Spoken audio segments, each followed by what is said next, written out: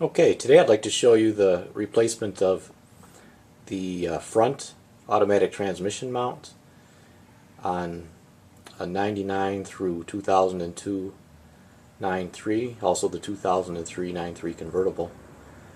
And it's basically the same thing as well would be on a 94 through 98 900. Now this is the automatic. The standard transmission has a similar mount, but it is different. For whatever reason, the one on the automatics is a frequent failure item, and it's often overlooked. You really need to give attention to this and change it right away as soon as it becomes apparent that it's beginning to go, because when you don't, it puts greater stress on the other mounts, and they don't fail as often, but it can be much more expensive, particularly the rear one by the firewall is very difficult to change. And so, but this is the one that fails most often. It's really a very easy fix. It's amazing to me. Many times I've road tested a car, and I would feel it's hard to describe exactly, but it's not really a clunk. It's kind of a softer thunk, but you feel the play when you step on the gas. And so many times I've had owners of cars that never complained about it, so maybe they got used to it, I don't know. But I noticed it right away. In fact, this 9.3 2001 convertible I picked up this summer, as soon as I drove it, it was one of the first things I noticed was that this mount needed to be changed. Now I looked at it. What happens is the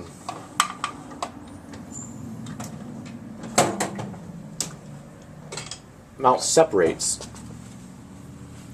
Right here, the rubber will detach from this center metal here, and sometimes the one side goes first and then the other, and then it's basically just setting in there. So that's why maybe you get that soft thunk, because when you step on the gas hard enough, the engine will lift up and it'll drop back down in this triangle here, so it's kind of a soft landing, so you don't get like a hard clunk, but you definitely feel the play in the engine. You don't want your engine jumping around. So so that's that. Very common failure, but it's a very easy fix, and so I'll just show you what you need to do that.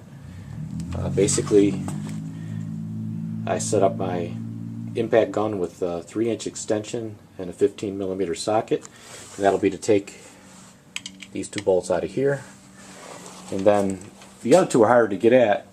I set up a long extension, and then 16mm universal, and you can use a 5/8 spark plug. Universal is perfect, and you've got to get this up in there and brace it against, I usually brace it kind of against the engine, because there's a lot of twist in a long extension, and the bolts are tight and they'll break free suddenly. But once they break free, they come out very easily. So the procedure that I do is, first I lift up the engine a little bit. I just used a jack and a piece of wood under the oil pan here today. But you can even, if you're under the car, you can take a big pry bar and just carefully pry against the transmission case in the right place where you don't do any damage. And then just put something under the transmission and the subframe. I just stuck a little piece of wood in there. I would just take an old impact socket or something that's the right width and just stick it in there. You don't need to jack it up very high. What you're doing is jacking it up so that it'll hold position, and now you can change the mount easily enough, and the engine won't drop when you do that. And where it's at is, you can see it up here. Now it's easy to get at. I've got the bumper off right now, but you don't need to do that. I've got it off for another job I'm doing on the car. But basically, all you have to do is take off the lower splash shield on this side, and then it's easy access to the 15mm bolts. So now I'll take the two 15s out here with the impact, and after they're free, then I'll take the other two bolts out that go here. And there's also there's a piece of rubber that sets in here that you reuse. So you watch, when you take this off, you'll just transfer the piece of rubber. It just sets in here over the triangle. And so watch for that. Now, one thing you want to watch out safety-wise is when this is completely separated and you're standing under the car, when you unbolt these two bolts, this piece of metal will just drop and it could land on your head or something. So it's just something to be aware of, that when it's completely detached, what'll stay on the car is just that triangle. And when you take these two bolts out, the rest of this mount, it's got a little weight to it with the rubber, it'll drop down suddenly and catch you by surprise. So that's about the gist of it. I've got my tools and stuff set up here, and I'm going to go ahead and change this out now.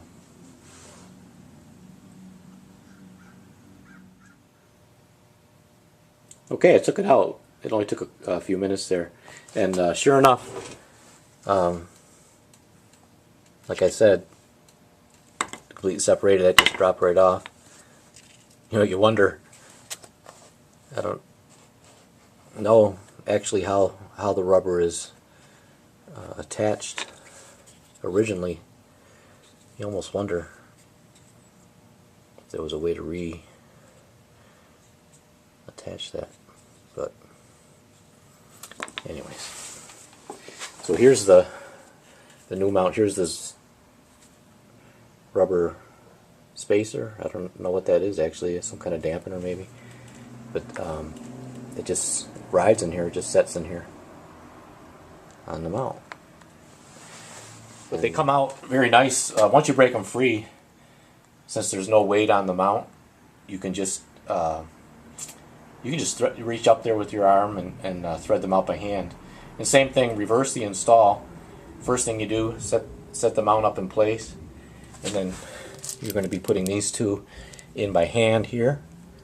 And then once you've got it set in there, you can